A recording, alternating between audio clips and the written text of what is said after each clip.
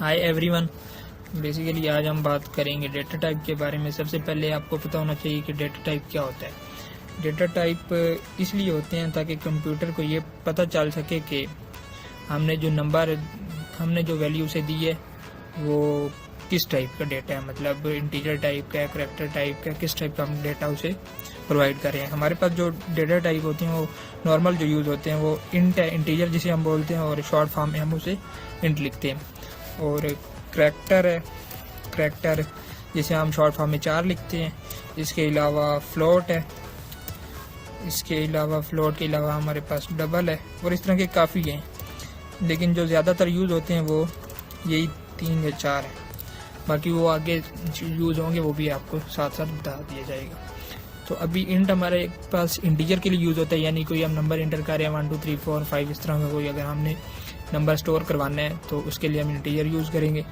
इसके अलावा करैक्टर हमारे पास इसलिए यूज़ होता है कि आपने कोई करैक्टर फॉर एग्जांपल ABC या इस तरह का कुछ स्टोर करवाना है तो। और फ्लोट जो हमारे पास होता है वो पॉइंट्स की वैल्यू को स्टोर करने के लिए होता है, जैसा कि 5.4 या इस तरह की अगर कोई पॉइंट्स में वैल्यू आ रही है आपको तो वो आप उसके लिए फ्लोट यूज़ करते हैं। और डबल भी पॉइंट्स और इंटीजर दोनों के लिए ही होता है, लेकिन ये ज़्यादा थोड़ी अगर आपकी वैल्यू ज़्यादा लंबी है तो उस वजह से आप डबल यूज़ कर सकते हैं, वरना इंट और फ्लोट ही बेहतर है। तो आज हम सबसे पहले देखेंगे इंटीजर का यूज़ करेंगे। इंट मैं ले रहा हूँ इसमें रोल नंबर, और इज इक्वल टू कुछ भी खुद से रोल नंबर मैंने इंटर कर दिया। तो अभी ये हमारे पास मैंने सेमीकोलन लगा दिए। सेमीकोलन का मतलब हमारे पास होता है कि यहाँ पर लाइन ख़त्म हो गई, इसके बाद ये नेक्स्ट लाइन पे आ जाएगा। और ये हमारे पास होता है असाइनमेंट ऑपरेटर, जिसे हम बोलते हैं कि मैंने ये वैल्यू इसको रोल नंबर को असाइन कर दी है। तो ये हमारे पास, इसे हम प्रोग्रामिंग में C++ में बोलते हैं असाइनमेंट ऑपरेटर। इसके अलावा भी मैं करैक्टर का यूज़ करता हूँ। तो करैक्टर में मैं ले लेता हूँ आपका फॉर एग्जांपल सेक्शन ले लेता हूँ। तो सेक्शन में हमारे पास क्या आता है, ए या बी कुछ आता है, तो मैंने ये कर दिया सिंगल कोट में, ए कर दिया मैंने, और आगे सेमीकोलन। तो अभी हम सी आउट करवाना में, जैसे कि हमने पिछली क्लास में सीखा था, तो सी आउट करवा देता हूँ मैं सिंपल।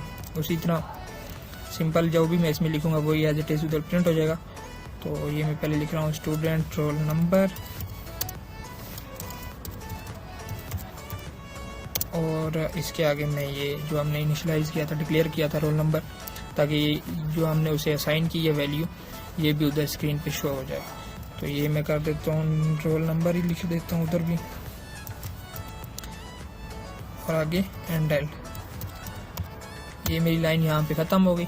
इसके आगे मैंने सेमीकोलन लगा दिया, मतलब इसके बाद कंपाइलर मेरा नेक्स्ट लाइन पे आ जाएगा। यहाँ तक मेरी बात ख़त्म।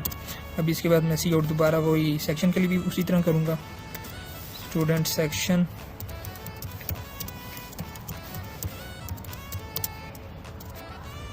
तो आगे इसमें हम करेंगे ऐसे, ये गलती हो गई, इसमें हमने कर दिया सेक्शन,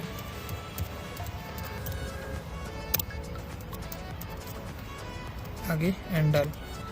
तो ये भी मेरी बात यहाँ पे ख़त्म हो गई। अब मैं इसे कंपाइल करके देखता हूँ क्या मेरा आंसर ठीक आ रहा है, आउटपुट सही आ रहा है या कोई एरर है। तो देखें, ये मेरी स्टूडेंट रोल नंबर जो मैंने उधर दिया था वो ये 58674 आ रहा है, और सेक्शन मैंने ए दिया था। तो स्टूडेंट रोल नंबर और स्टूडेंट सेक्शन तो मैंने पिछली वीडियो में बताया था आपको कि जैसा आप सी आउट में लिखेंगे सेम एज इट इज़ वैसा ही प्रिंट हो जाएगा। तो इसके बाद अभी हम देखते हैं कोई और वैल्यू, जैसा कि ये दो हमने डेटा टाइप इम्प्लीमेंट करके देख लिए। अभी मैं आपको फ्लोट और डबल का भी यूज़ करके दिखाता हूँ। अभी हम फ्लोट यूज़ करेंगे। फ्लोट में हमारे पास जो वैल्यू होती है वो पॉइंट्स में होती है। फ्लोट में ले लेता हूँ CGPA इक्वल टू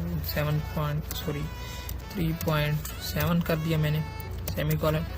और डबल में भी हम कोई वैल्यू ले लेते हैं। डबल मैंने कर दिया A इज इक्वल टू 15.16 कर दिया मैंने। तो अभी हम देखते हैं कि ये हमारी वैल्यू स्टोर करते हैं या नहीं करते। इसी तरह मैं यही कॉपी करता हूँ, सी आउट करवाने के लिए पेस्ट कर दिया मैंने। स्टूडेंट की सेक्शन की जगह मैं CGPA लिख देता हूँ, और इधर भी मैं जो मैंने उधर CGPA डिक्लेयर किया था, हमने इधर वही चीज़ लिखनी है जो हमने यहाँ पे डिक्लेयर की थी। हम खुद से कुछ नहीं इधर लिख सकते। जब हम कोई चीज़ डिस्प्ले करवाना चाहते हैं, सी आउट करवाना चाहते हैं, तो डबल कोट्स के अलावा डबल कोट्स के अंदर हम कुछ भी लिख सकते हैं, लेकिन हम इधर बाहर जब कुछ चीज़ डिस्प्ले करवाना चाहते हैं, फॉर एग्जांपल मैं सेक्शन लिख रहा हूँ, तो सेक्शन में मेरी जो वैल्यू पड़ी है वो डिस्प्ले होगी। तो जैसा मैंने सेक्शन उधर लिखा था वैसा ही मैं इधर लिखूँगा, अदरवाइज़ मैं खुद से चेंज नहीं कर सकता। उधर मैंने CGPA लिखा था, तो उधर मैं इधर भी CGPA ही लिखूँगा।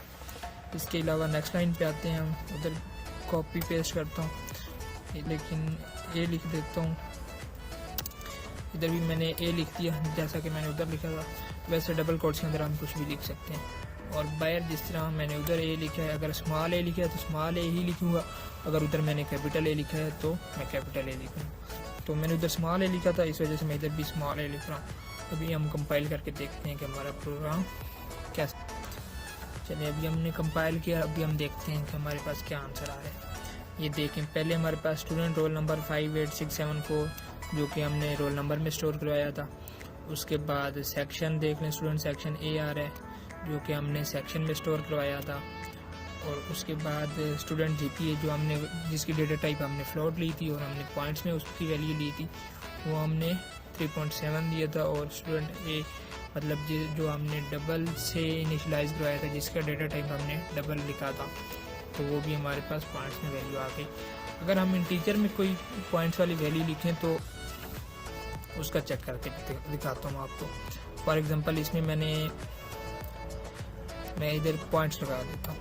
तो अभी मैं रन करके देखता हूँ कि हमारा प्रोग्राम चलता है या कोई एरर देता है।